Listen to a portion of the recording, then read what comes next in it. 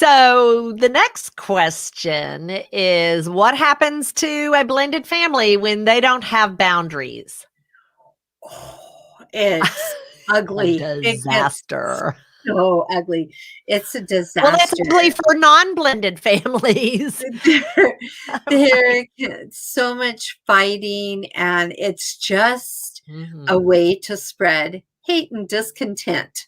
Mhm. And like one of my clients who was raised in a blended family, who's also high in competition, said, you need the structure and the rules in order to know how to win the game and have fun.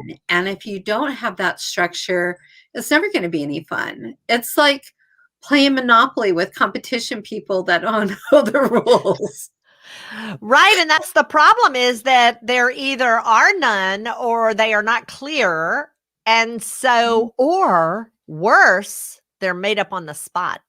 They are. And you have two different, sometimes so now we have two families. Sometimes you have three families, and everybody's playing by their own set of rules, but there needs Mhm. to be team rules Team where rules. team rules so that Mhm. everybody, when the children go from one house to the other, rules sort of stay the same. I mean, there's going to be things that are a little bit different. Of Sure. course, it's two different households, Right. but communication and knowing who's picking who up and when, and it's for the kids. We need to Mhm. make sure the rules are in place so that the kids can have fun and get appreciation from both sets of parents or all Right. three sets of parents.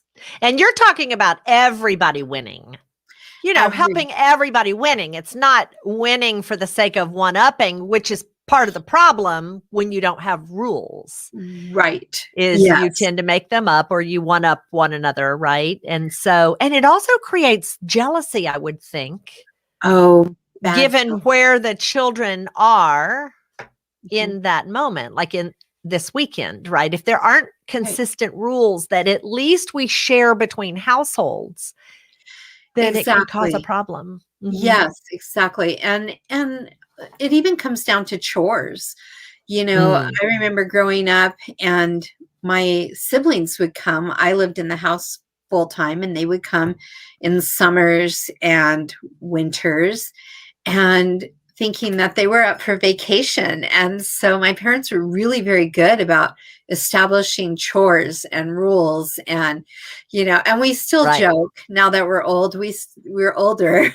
We joke about how my day was after Sherry's, my dish day was after Sherry's dish day. And so she baked all the time and I got stuck with her dishes to Oh, no. cook every night. But those were great rules because we Mhm. knew where our boundaries were. Mhm. And we knew what was acceptable and what mom and dad were going to tolerate, and Mhm. who was responsible. It makes a big Yeah, difference. it does. And so, what you mentioned is that some families, when they're blended, they have two sets of families, and some have three, and some have, like, you had a dozen grandparents at one time, if Yes. I'm remembering rightly. Yes, I did. So, All yeah. alive at the same time because they came from two blended families, and Mhm. those families were blended as well.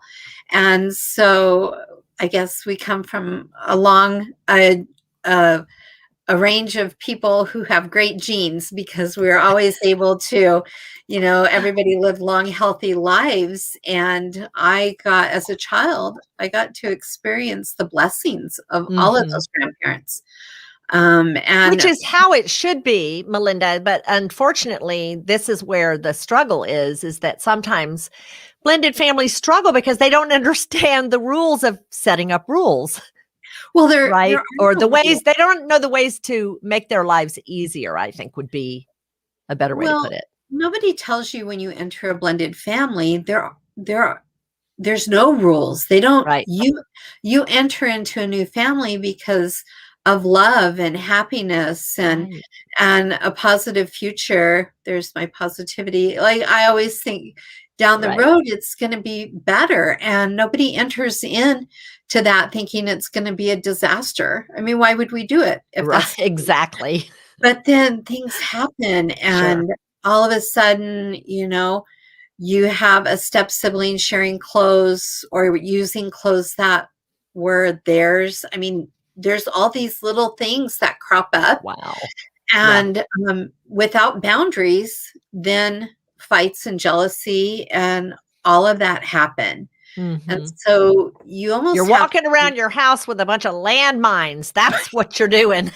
you you are Yeah. very much so. And Sure. knowing the strengths of those little landmines Yeah. and how to work with them so that you're bringing out Sure. the best in them as opposed to being angry all the time. Nobody wants that. Nobody Right. wants to be cranky. I Sure. mean, that's not why we enter into these things, but having a strategy and team, parent meetings and Mhm. family meetings to help strategize on what your team looks like can set those boundaries. Like Right. everybody's on the same page. You have to be on the same page, and your Sure. kids need to know what the page is, what that page Mhm. looks like. We know that kids thrive better in structure, Yes. and we have to bring that in a family as well. Sure. You can't blend two families and not have a game plan. Right.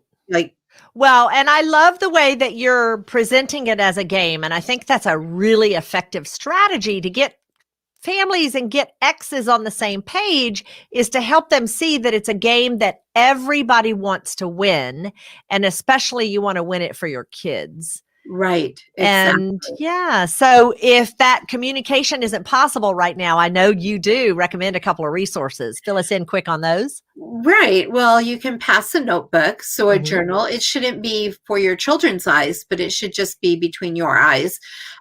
Sometimes it's easier to write stuff than Oh, it yeah. is to speak face to face or on the phone, Sure.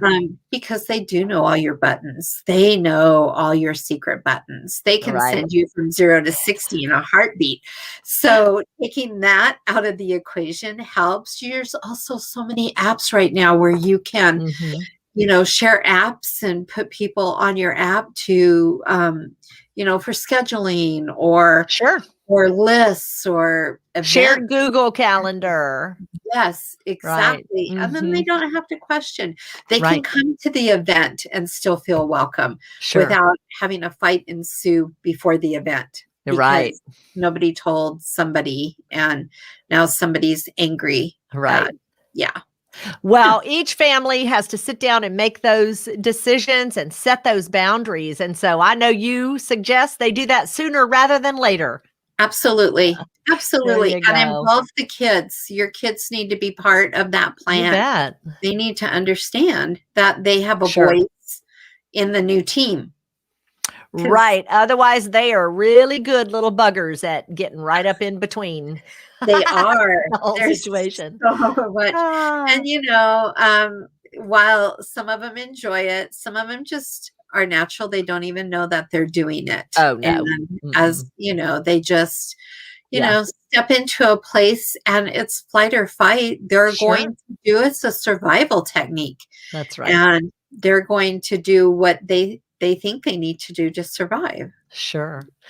Well, Melinda, it is great that you are out there working with families, blended families in particular. That's a specialty because of your experience. And so, gosh, sure am glad that you are helping heal families out there every day. So, thanks what you do.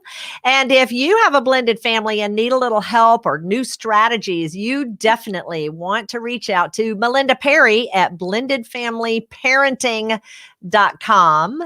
Melinda, good to see you again today. You, Rhonda. It's good seeing you. Thank you. Thank you. And I'm Rhonda Boyle. You can find me at coachtalk.tv.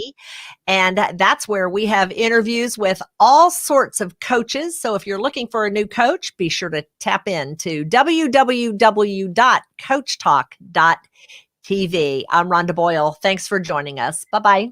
Bye.